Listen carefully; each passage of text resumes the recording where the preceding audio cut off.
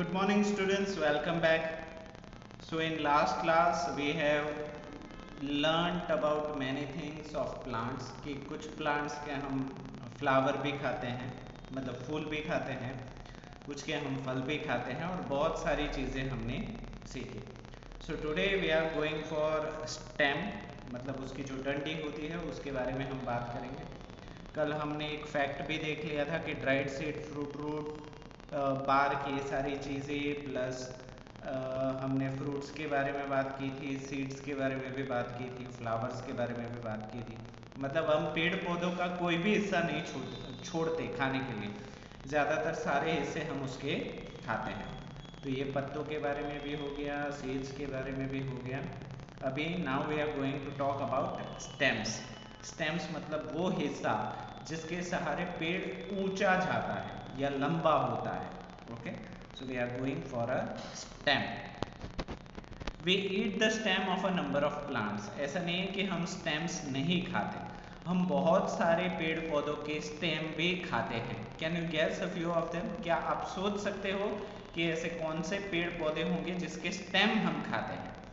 Potato, garlic and onion are all stems that grow underground. अभी ये जान के आपको हैरानी होगी कि पोटैटो, आलू, गार्लिक, लहसुन एंड ऑनियन, ये सारी चीज़ें एक्चुअली में स्टेम है. ना ही ये फ्रूट है, ना ही ये फ्लावर है, ना ही ये पत्ते हैं. ये एक्चुअली खुद स्टेम है जो ज़मीन के अंदर उगते हैं. ठीक है, तो ये सारी चीज़ पोटैटो, गार्लिक एंड ऑनियन, जैसे कि यहाँ पे फिगर में दिखाया गया है, this all are the part of a stem. Stem का हिस्सा है, ये चीज़ याद रखनी है. Even cinnamon, which is used as a spice, is obtained from the bark of the cinnamon tree. यहाँ तक कि cinnamon, जिसको हम मसाले की तरह इस्तेमाल करते हैं तीखा करने के लिए, वो भी cinnamon नाम के एक पेड़ है, उसकी छाल में से निकाला जाता है, स्टेम की. Apart from these usual stems, we eat asparagus, suran and bamboo shoots too. इसके साथ ही साथ हम दूसरी भी कुछ चीज़ के स्टेम खाते हैं, जैसे एस्पेरेगस, जैसे कि यहाँ फिगर में दिखाया गया है, और उसके साथ बाम्बू शूट को भी हम खाते हैं. ठीक है, तो ये सारे कुछ पेड़ पौधे थे जिसके स्टेम्स हम खाते हैं. फैक्ट को हम कभी नहीं छोड़ेंगे. क्या है fact? A potato has nodes that we see in the stem. अभी जो भी आलू है, उस आलू में आपने बहुत सारे नोड्स देखे होंगे, खांचे देखे हुए होंगे. Where buds branches grow from, और जहाँ से कोई भी, अगर आप बहुत ही पुराने आले लेते हो ना, तो वहाँ पे कुछ उगा हुआ आप देखते हो. So potato is a food storing stem और स्टेम ट्यूबर्स. तो आप इसके ही सहारे, जब आप आलू को ज़मीन से पूरा निकालोगे ना, तो आप देखोगे कि उसके आसपास भी ना कुछ लगा हुआ होता है, नोड्स लगे हुए होते हैं, कुछ मूल के जैसा लगा हुआ होता है. तो इसका मतलब ये है कि आलू जो है वो खुद स्टेम होने के साथ साथ वो अपना खाना स्टोर करता है. कहाँ पे? स्टेम में. On exposure to sunlight, stem tubers may develop chlorophyll. ये भी हो सकता है कि अगर उस स्टेम को, उस एक्सटेंशन को बाहर रोशनी मिले तो उसमें क्लोरोफिल भी आ जाए, मतलब वो हरा दिखने लगे, ऐसा भी हो सकता है. तो कभी कभी कोई आलू आप देखोगे ना, तो वो हरे रंग के भी होते हैं. क्यों? क्योंकि उसके ऊपर क्लोरोफिल जमा हो जाता है. समझ में आया? तो आलू के बारे में ये फैक्ट आपको अच्छा लगा कि नहीं, मुझे ज़रूर से बताना. चलो आगे बढ़ते हैं. ओके, तो हमने स्टेम तो खा लिए, अभी हम खाते हैं रूट्स, यानी कि उसके मूल. तो ऐसे कौन से प्लांट्स हैं जिसके मूल भी हम खाते हैं? Roots of some plants are also eaten as food. कुछ पेड़ पौधों के मूल को भी खाने की तरह खाया जा सकता है. Can you guess a few of them? क्या आप कुछ खुद से गैस कर सकते हो? तो ऑफ कोर्स यहाँ पे सामने इमेज पड़ी हुई है, तो गैस करने की ज़रूरत नहीं है. कैरेट. कैरेट एक मूल का प्रकार है, it is actually a root, ये जान के भी हैरानी होगी. टर्निप, ये भी एक रूट है. ठीक है, उसके बाद बीट रूट जो आप खाते हो, ठीक है, लाल रंग का आता है। उसके साथ साथ स्वीट पोटैटो जिसको हम बोलते हैं शक्करिया, इसको भी आप खाते हो, है कि नहीं? तो ये सारे are the type of roots, ये चीज़ आपको याद रखनी है। ओके, तो इतने रूट्स हम खाते हैं। Carrots, turnips, radish, beetroot and sweet potato are some examples of root that we eat as a food. तो यहाँ पे कैरेट, टर्निप, ये सारे कुछ ऐसे उदाहरण हैं जो कि खुद मूल है बट फिर भी खाने के इस्तेमाल में आते हैं। Roots of some plants like the sweet potato are used in making sweets too. यहाँ पे स्वीट पोटैटो बहुत सारे स्वीट डिश बनाने में भी इस्तेमाल होता है। इन India gajar ka halwa is a sweet dish made from carrots. हमारे भारत में गाजर का हलवा बहुत ही खाया जाता है, जबकि वो मूल से बना हुआ है, वो एक्चुअली फ्रूट भी नहीं है, सब्जी भी नहीं है, मूल से बना हुआ है। ठीक है, तो अभी हम आगे बढ़ते हैं। Nuts, nuts are the fruits that have a hard outer cover. तो यहाँ पे नट्स हम उसको बोलेंगे जिसका बाहरी हिस्सा थोड़ा सा सॉलिड हो, थोड़ा सा मजबूत हो। दे आर हाईली न्यूट्रिशियस, ये नट्स में बहुत ही ज़्यादा न्यूट्रिशंस होते हैं। For example walnuts, hazelnuts and चीज नट्स। तो ये सारे कुछ नट्स थे जिनको हम बहुत ही ज़्यादा न्यूट्रिशंस के साथ भरा हुआ खाते हैं। इसी वजह से इनका जो प्राइस होता है वो भी काफ़ी ज़्यादा होता है, काफ़ी महंगे होते हैं। ठीक है, तो नट एक फ्रूट का ही टाइप है बट वो काफ़ी न्यूट्रिशंस होने की वजह से वो काफ़ी महंगे होते हैं। तो एक फैक्ट है उसको हम देख लेते हैं। Although known as a nuts, the peanut is a legum, the coconut is a drug and the almond is a seed. यहाँ पे नट के बारे में हमने पढ़ा, फिर भी पीनट मतलब जो सिंग होती है जिसको हम लेजम बोलते हैं, the coconut is a drop बोलते हैं and the almond is a seed, एक बीज है, ऐसे हम बोलते हैं।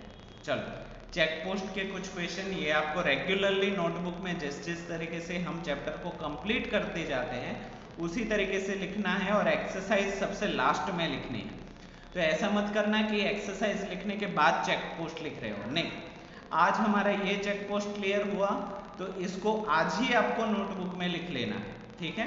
बाद में दूसरा चेक पोस्ट दूसरे दिन, तो वो चेक पोस्ट उस दिन, ठीक है। और एक्सरसाइज सबसे लास्ट में, ओके। तो what is it check post? Name any 5 seeds that we use as a food. कोई भी 5 बीज के नाम दीजिए जिसको हम खाने की तरह इस्तेमाल करते हैं। तो यहाँ पे हमने बीज बहुत सारे पढ़े थे, कहाँ गए? लीव्स आ गए, फ्रूट्स आ गए, सीड्स आ गए, देखा। तो यहाँ पे बहुत सारे सीड्स हैं जिसको हम खाने की तरह इस्तेमाल करते हैं, जहाँ की cereals such as rice, wheat, sorghum, millet, corn etc are obtained from grass plants. Pulses such as chickpea, chana, green gram, kidney beans are the extensively used for food ingredients.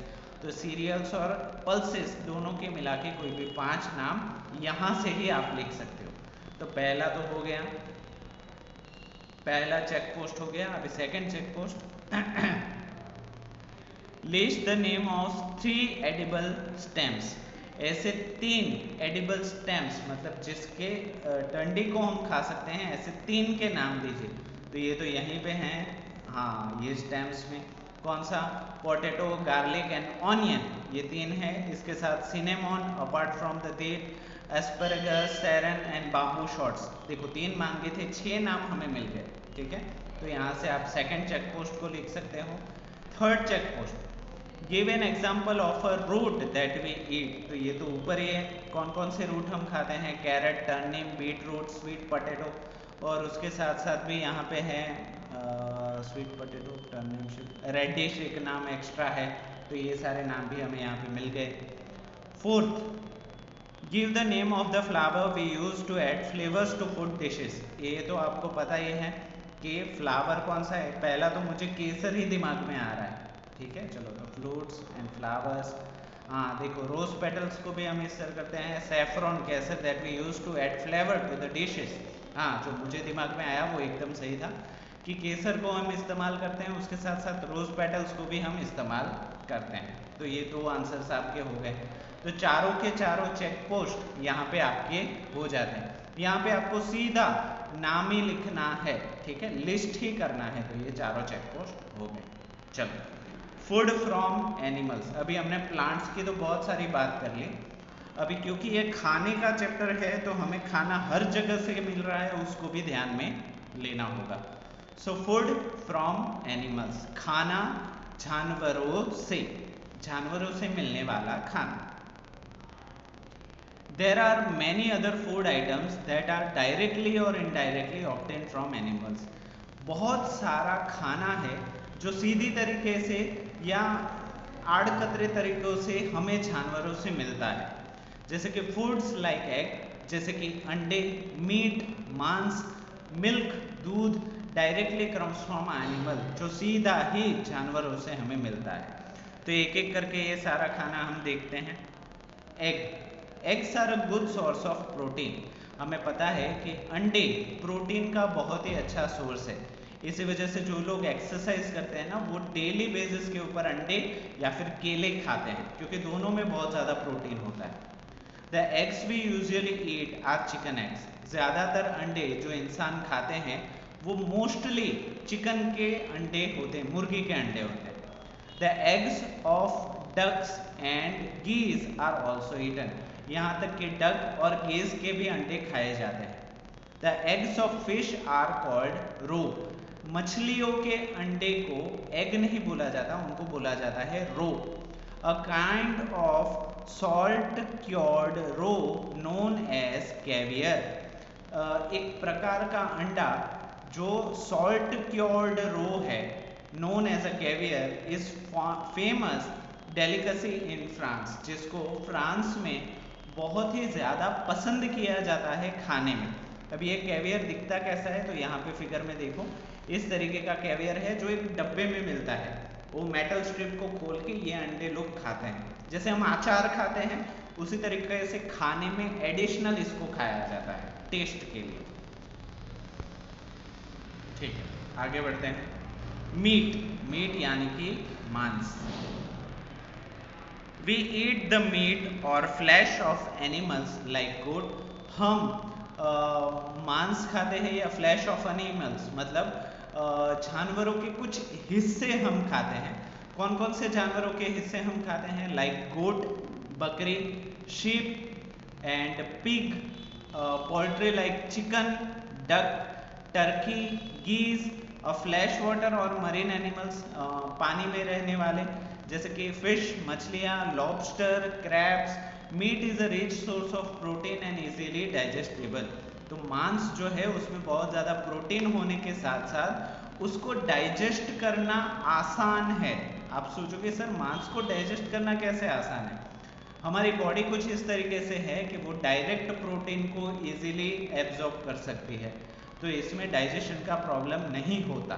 ठीक है, तो यहाँ पे बहुत सारे पिक्चर्स दिए गए हैं नॉन वेज के, जैसे कि गोट मीट, बकरे का मांस, pork, chicken, fish, prawn, crab, ये सारी चीज़ें इंसानों द्वारा खाई जाती हैं। ठीक है, अभी हम फैक्ट को भी कभी नहीं छोड़ते। फैक्ट क्या है? People of Italy consider rabbit meat as a delicacy.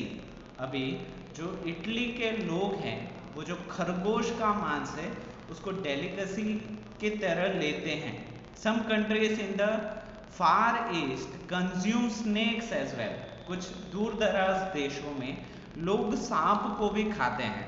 Pickles made out of insect are consumed in Thailand. यहाँ तक कि थाईलैंड में जो कीड़े होते हैं उनका आचार बनाया जाता है, जैसे कि कॉकरोच का आचार या फिर दूसरे कीड़ों का आचार थाईलैंड में खाया जाता है। इंडोनेशिया एंड चाइना, इंडोनेशिया और चाइना में भी यही सारी चीज़ हैं। ये सारे देश हैं जो नॉनवेज बहुत ही ज़्यादा खाना पसंद करते हैं और अलग अलग तरीके का नॉनवेज खाना पसंद करते हैं। बट नॉनवेज कंज्यूम करना थोड़ा रिस्की है, उससे बहुत सारी बीमारियां भी फैलती हैं, जैसे कि हाल ही में फैला हुआ कोरोना, वो बैट और पिग नहीं, वो कोई, हाँ, दो जानवरों के मिक्स वेरिएंट वायरस था जो अभी तक हमें परेशान कर रहा है। सो नॉनवेज जब तक सेफ ना हो तब तक उसको खाना ठीक नहीं है। जैसे कि बर्ड फ्लू, बहुत सारी ऐसी बीमारी हैं जो पूरी आबादी को परेशान कर देती हैं, वो सारी बीमारियां प्लांट से ना होते हुए नॉनवेज से ही आई है। तो हो सके उतना नॉनवेज कम खाना चाहिए, या फिर खा रहे हो तो जो सेफ नॉनवेज है उसी को खाना चाहिए। ठीक है, तो ये कुछ फैक्ट्स थे। आगे बढ़ते हैं।